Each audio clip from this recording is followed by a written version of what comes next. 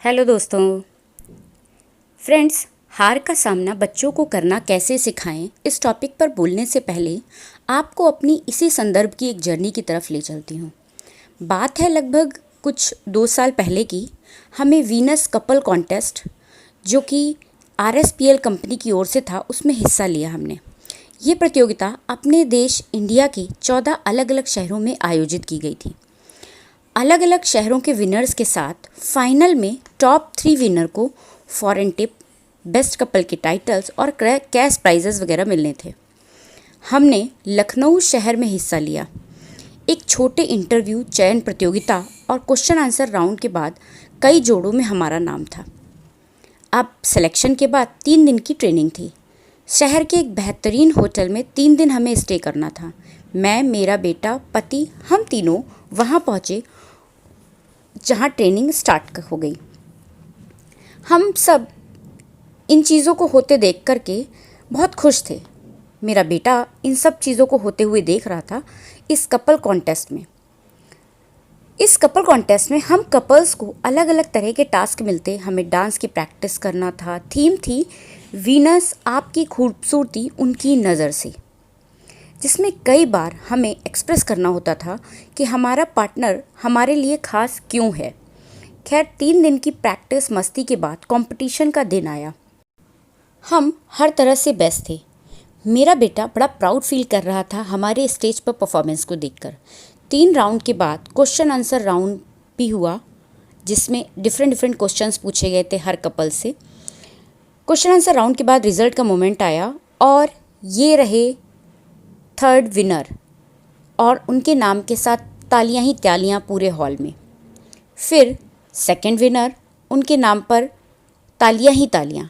अब सब दिल थाम कर बैठे थे, मेरा बेटा और ऑब्वियस से हम भी। और ये रहे 3, 2, 1 और विनर आर मेरी एक खास सहेली विनर थी, मेरा बेटा सक। अब आसपास तालियां ही तालियां थी उन विनर्स के लिए, प्रतियोगियों के लिए भी। पर एक प्रतियोगी ही समझ सकता है अपनी हार।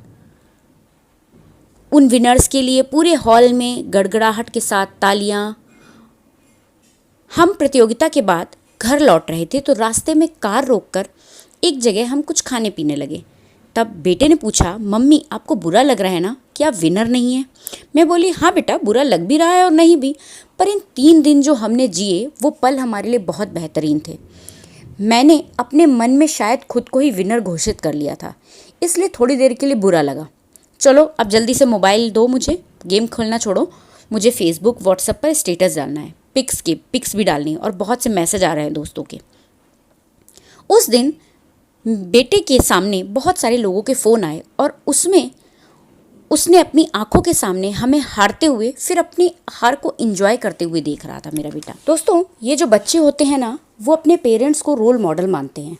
इनको आप ज्ञान कितना ही क्यों ना बता दें कि ये करो वो करो, झंडे गाड़ दो, बिगुल बजा दो, दुनिया पे छा जाओ, पर ये फॉलो उन बातों को ही करते हैं ज़्यादातर जो आप करते हैं जीवन में। तो आजकल बहुत लोग सोशल मीडिया पर शेयर कर रहे हैं लेटेस्ट किसी एक्टर के बारे में, डिप्रेशन, हार, इन सबको बच्चों से जोड़कर कि उनको हार मैनेज करना सिखाएं। अरे ये बताइए, लास्ट कल आपने किस जगह पर हार पाई और उसको बच्चों के सामने सेलिब्रेट किया? आप पेरेंट्स तो उनमें से हैं कि बॉस ने चिल्ला दिया तो आकर बीवी पर फट पड़े। आप उनमें से हैं कि पति ने कुछ कह दिया तो बच्चों को पीट दिया।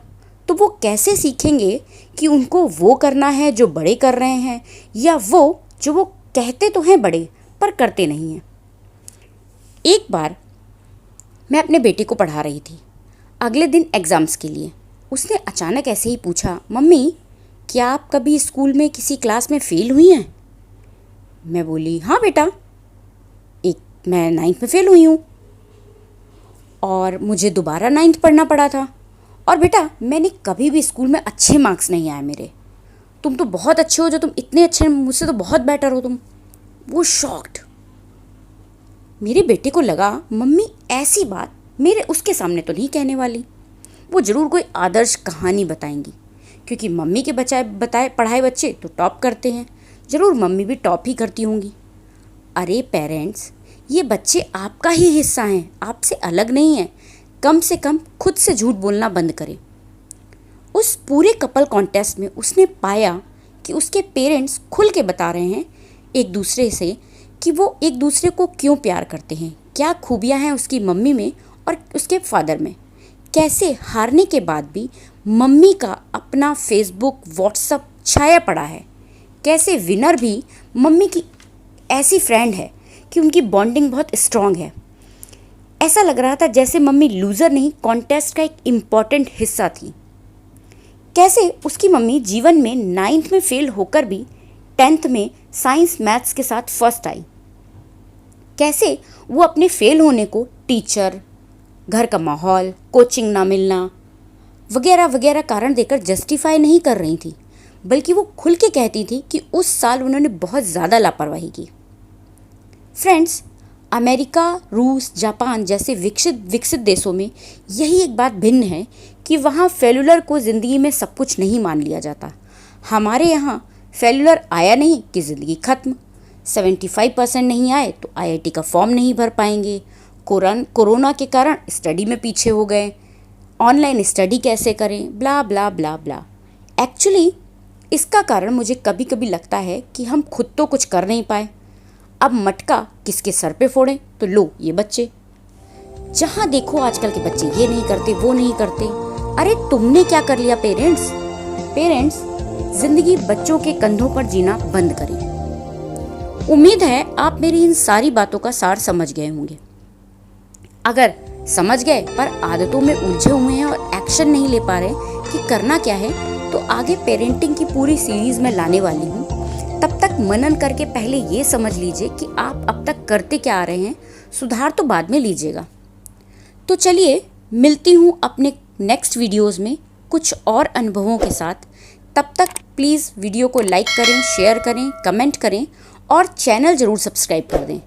मैं रंजना अवस्थी, अपने बेटे की role model, motivation, best friend. Thanks for watching.